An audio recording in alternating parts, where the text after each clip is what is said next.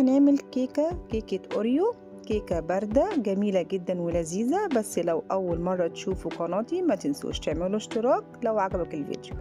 هنعمل 7 أكياس بسكوت أوريو. أنا مسكتهم كسرتهم في كيس تلاجة، وبعد ما همسكهم كده أكسرهم كلهم. أنا سايبة كيس بصراحة بره علشان أزين بيه الكيكة من بره.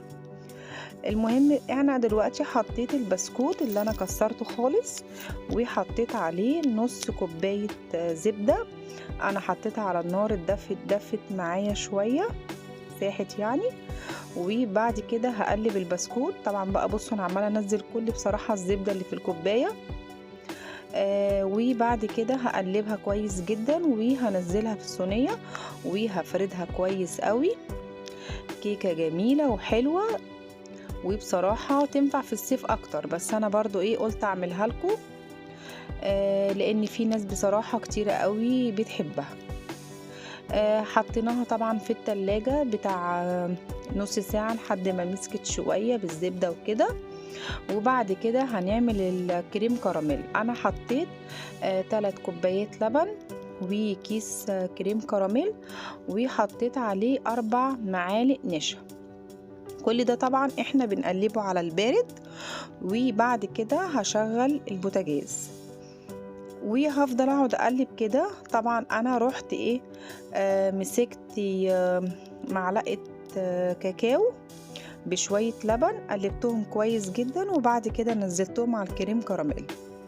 انت حابة بصراحة تحطي الكريم كراميل كده براحتك، ذوقيا يعني. كل واحد بيبقى ليه ذوق كويس كده في الاكل. كل واحد ليه طريقه بصراحه. يعني انت ممكن تمسكي شويه البسكوت اللي احنا كسرناه دوت تحطيه على الكريم كراميل. انا دلوقتي عملت الكريم شانتيه، هحط نص كوبايه اللبن، مش هحطها كلها. وبعد كده هقلب، هعمل بالمضرب لحد ما يتقل معايا كويس. حابه تعمليه في الخلاط، حابه تعمليه في الكبه، هيشتغل معاكي بأي طريقة.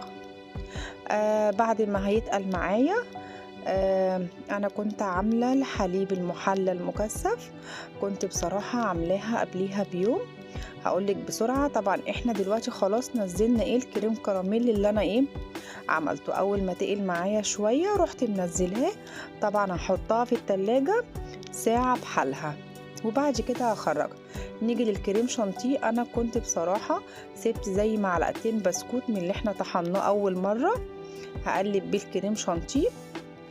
وبعد كده هنزله على الكريم كراميل اللي بعد ما خرجته من التلاجة، بعد ما قعدت معايا ساعة بحالها. بصوا انا بوريكم ان هي كده خلاص جمدت معايا. هنزل الكريم شانتيه، وبعد كده هحطه في التلاجة ساعتين بحالهم. هقولك الحليب المحلى المكثف انا عملته ازاي. انا عملت كوبايتين لبن وعليهم كوباية ونص سكر، وفضلت حطاهم على النار، بيقعد على النار بتاع 40 دقيقة بالظبط.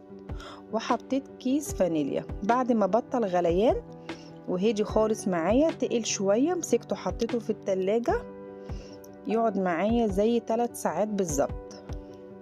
حطيت الكيكة خلاص كده في التلاجة، غلفتها بالاسترتش وطلعتها خلاص كده. ابتديت ان انا افك الصينية اللي هي التشيز كيك، بتبقى حلوة فيها بصراحة، بتتفك معايا بسرعة.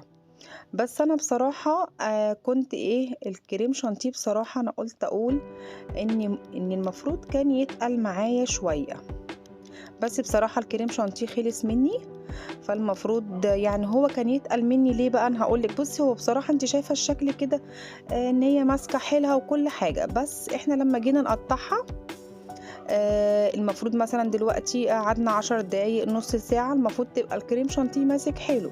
لا، الكريم شانتيه ابتدى يفك مني شوية. فانا قلت اقولك على برضو الخطأ اللي حصل، ان المفروض الكريم شانتيه كان يتقل اكتر من كده في بداية وانا بحط الكيكة. انا كنت عاملة الشوكولاتة السايحة ديت وزينت بيها كده بخطوط كده بالمعلقة، وزينت الاوريو. وبصراحة كيكة جميلة جدا، عجبت الولاد بصراحة ما شاء الله، خلصت في نفس اليوم. بصوا طبعا الكريم شانتيه بينزل معايا اهوت وحلو وجميل، بس لما جينا ناكل بقى وسيبناها كده شويه بره على السفره ابتدى الكريم شانتيه ايه يفك مني شويه. فانت حاولي تقليه شويه براحتك بقى حسب ما انت عايزه. وكده الفيديو خلاص خلصناه زي ما انتوا شايفين كده، ويا رب اكون خفيفه على قلوبكم. ما تنسوش تعملوا لي اشتراك، والسلام عليكم ورحمه الله وبركاته.